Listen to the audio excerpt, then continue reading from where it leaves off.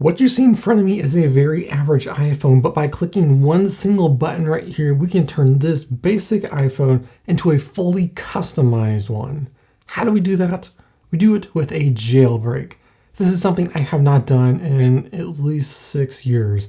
It's been a long time. I did it way back on the iPod Touch 4th generation was the last time I ever jailbroke a device, and now we can do it completely away from a computer without losing any of your data. The process is very simple and easy. I'm not going to get into it in this video, but I want to show you some of my favorite jailbreaks I've been finding recently. With the jailbreak complete, we have a ton of very cool things on this iPhone. I have been playing around with Cydia for the past couple of days. There's a lot of things that are really cool, so I want to show you some of my favorites in this video. We're going in alphabetical order of all of the tweaks I have installed, no particular order though, just alphabetical. First one is Anilaunch. This is pretty much what it says. It animates on launch. So let's go ahead and open up a folder. You can see it has a little bit of a bounce there. We open up an app, it does the same thing. That animation is enabled for on launch, and that animation is the macOS 10 dock bounce. Pretty cool. There is a ton of different animations you can pick from. And what's really cool is we can have a sound. So I have UI switch on haptic sound. So there's just a little tink every time you open up the app or a folder. It's very cool and I like it. Next we have BatteryPercentX. This one's very simple. You pretty much just replace the battery icon in the top corner with a percent. I really like that for myself because the icon doesn't tell you much and you always have to swipe down in order to see that percent. But it's always showing you the percent all the time. That one's pretty useful. Next we have Cask II. This one is very cool because what it does is it has an animation for when you're scrolling through lists. Settings is a list. So we scroll through and you can see all of the items appear in this animation. It's actually kind of cool. A little bit weird, but it's fun to customize your UI that way. And there's a lot of different options as well. Next we have ColorMeNotifs. And this one is pretty cool when it comes to customizing your notification and how they look.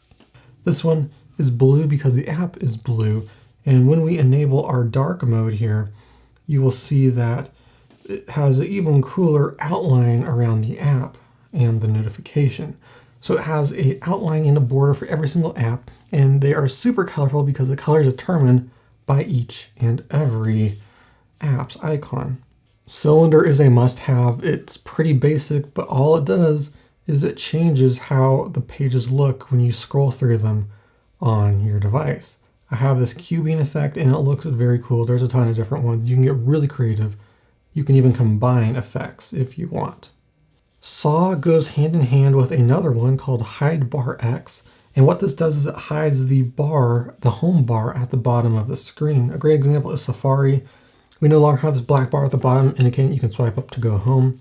So that's what that one gets rid of. And then we have Saw, which then reclaims that blank space and moves everything in your UI down further below. So now our screen is much bigger. All the UI elements get pushed down to where that bar used to be. So now our screen is essentially a little bit bigger than it used to be. Shy labels is useful for cleaning up your home screen. If we swipe around, you can see our apps have labels, but if we wait for a second, they all disappear. So it's a great way to find the app if you don't know what it is, and then open it. And whenever you're sitting on a screen, they go away and it looks very clean. Simple lock screen is a lock screen for your phone that is simple. There's not a lot to it. You have your time, your date, and your weather. You can also customize a couple of different widgets you can do. We have our weather and we have our step count. You can also choose sunrise, sunset, and your activity rings.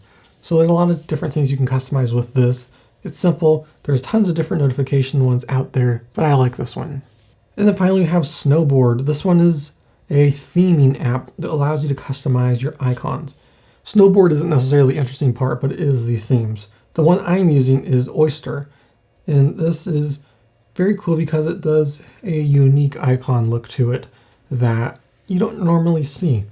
This one is very flat and it has some interesting ones. Some of them aren't quite obvious what they are, but it does look very cool. And if we go ahead and enter into a edit mode, we can double tap an icon and then we can pick our alternate icon if we want to. That is a feature through Snowboard, but when you do have multiple icon packs, you can mix and match them and combine them together so you have more alternate icon options. So that is it. Those are my favorite tweaks that I am using right now. I'll drop a link to all of them in the description below. Some of them you do need to have different repos on your Cydia in order to get those.